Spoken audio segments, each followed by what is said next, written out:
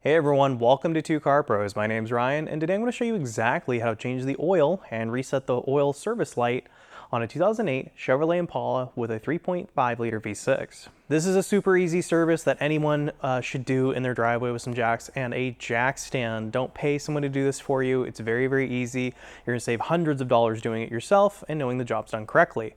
With all that out of the way, I would don some eye protection, put some gloves on, and we can get started. So here's the front end of the car. I'm going to show you where we're going to be working today once you have the vehicle jacked up into the air safely. Right here is our oil drain, and right there, that blue thing, is our oil filter. So just kind of give you an idea of where we are. Alrighty, then we're going to grab a 13mm socket or wrench, and I have my catch pan ready off screen as well as going to come out. I'm also wearing gloves, I think that's important, and I'm wearing eye protection because you don't want oil in your eye.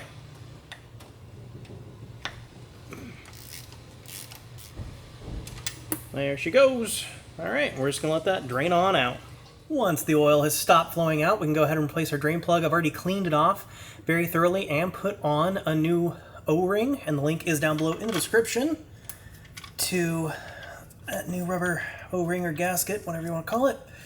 I'm going to replace this bolt and just snug that down. The torque specification is 19 foot-pounds. If you don't have a torque wrench, that's perfectly fine. Just somewhere between wrist and one arm tight. See, this isn't very tight. You are bolting down into aluminum threads and you can pull the threads right out. So just 19 foot-pounds, boop, done. Don't think about it too much.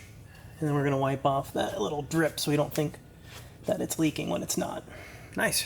So to remove this filter, it's actually in a decently tricky spot. I'm gonna use one of my oil filter sockets. This one is 903-4, but they can be different per filters. Even if it's for the same car, the filter can change which socket it'll use. So I just recommend getting the whole kit, and then you can just use trial and error. And I've left a link down below in the description for that. I'm just gonna break it loose, and then I should be able to get it the rest of the way off my hand with my catch pan ready, because it's gonna leak oil. There we go. And we just get that out of there. And when you remove the filter, make sure the seal, the black ring on the filter, you can see it right there, comes with it. If it doesn't, reach up and grab it, because you can't double up your seals. You'll have a big mess and have to do all the work again. So here's the actual flange where the oil filter mounts to.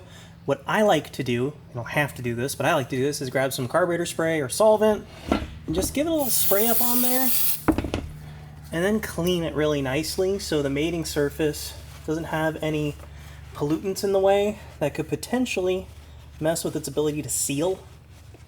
This is just something I always do. And then it also makes absolutely sure that that seal or gasket isn't there. It can't be there because, well, we cleaned it and it's bare metal. So here is our oil filter made by AC Delco. It is a PF61E. Link down below in the description. I do recommend getting the AC Delco unit. Before you leave the shop or the return window closes online, wherever you got it, open it up and make sure it has this O-ring in it. This seal is here because sometimes these are missing and you absolutely need a new one. And we can pre-fill our filter at least like halfway, because it is at a little bit of an angle, with our 5W30.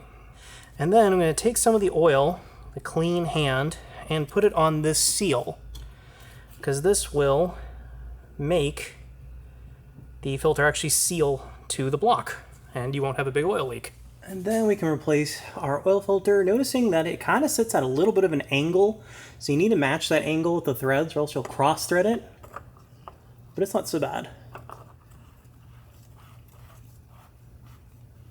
There we go.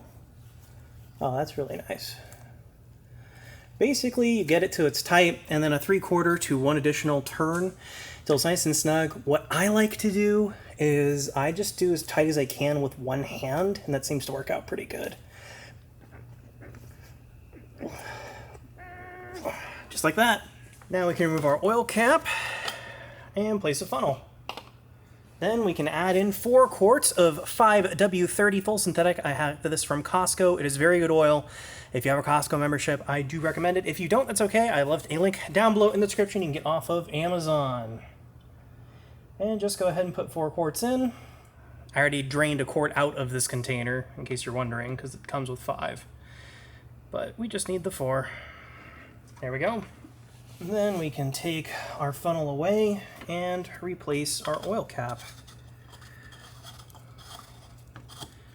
And sometimes too on these cars, the tube itself likes to come with, so you can just tighten that down into the valve cover and you'll be good to go. We can place our cap until it just stops, snug it down, all done. Next, what I'm going to do is start the car and let it run for about 40 seconds.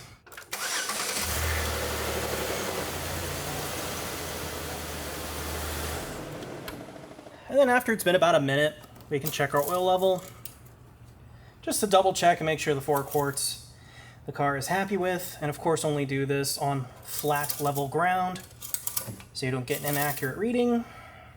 Oh yeah, it's perfect. A little tough to see on camera, but it's about above the 3rd bump.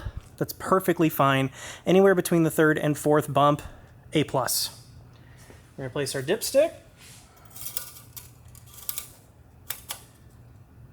And the oil change is all done, but we're gonna go ahead and hop in the driver's seat and reset the service interval. So now we're gonna sit in the driver's seat. I'm gonna turn the ignition to the 2nd position without starting the vehicle. I'm gonna push this to clear these. So right here it says change engine oil soon, so we need to reset that. So right here you can just push this I button, and then we can hold the check mark. And that's how you reset it. It's that easy. So that's how to change the oil and reset the oil life on a 2008 Chevrolet Impala with a 3.5 liter V6. Again, very, very easy. Don't pay somebody to do this. You can do this. And then with your refuse oil, take that to any auto parts store and they will have a EPA safe collection bin that you can dump that into and help preserve the environment. You don't want to just dump that down the drain. It's bad for the environment. It's also very, very illegal, so don't do it. Thank you so very much for watching. If you found this video helpful or interesting at all, please consider becoming a member down below by clicking that join button. It is a direct way to help the channel out if you like what I do here. Barring that, a like, comment, and subscription go a long way in helping my channel out in the YouTube algorithm, and I really, really appreciate it. Thanks again for watching, and I'll see you next time.